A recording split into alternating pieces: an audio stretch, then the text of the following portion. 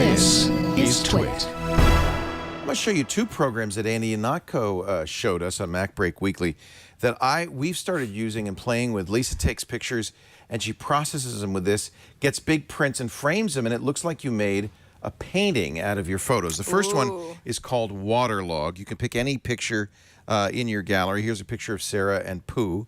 And then we're going to have a variety of different paint styles that we can apply to it. And it really does look as if it's a watercolor. Now, this is natural, but you also have, and you could see the different, how they would look luminous. Let's do it's technical. This is kind of a interesting design. So this one has a more heavy drawing feature to it. Color it in, and that one's called Travelogue. I think these are all kind of really neat filters, and as you play with them, I think you'll get some interesting ideas of some of the things that you can do with this. And some of them are kind of weird. Then you can also choose some parameters, how big or small the brush strokes are, how dark or light they are. You can add a border if you want, a little frame. This is another one where you might take a picture that you've taken, draw over it, and it really does look like it's handmade.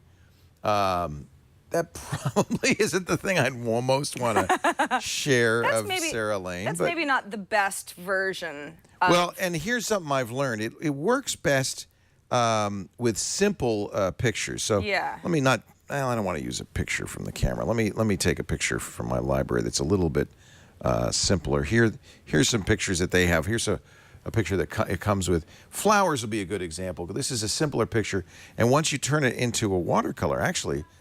really looks like a real watercolor painting. This is called Waterlogue. And I like how it will present itself as if Isn't it neat as it's going? It's really pretty. Yeah.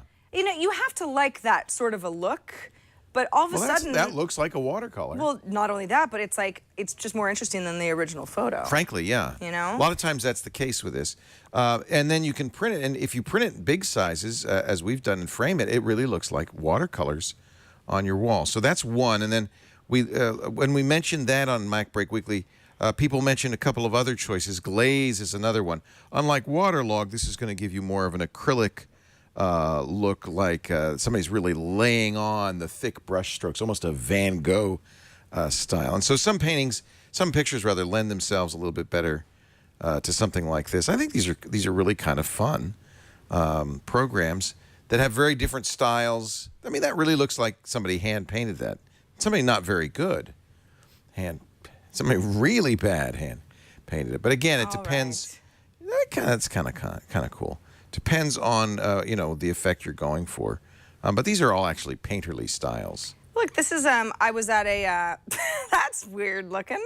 I was doing my own waterlogue. I went to this winery over the weekend, and we took a walk.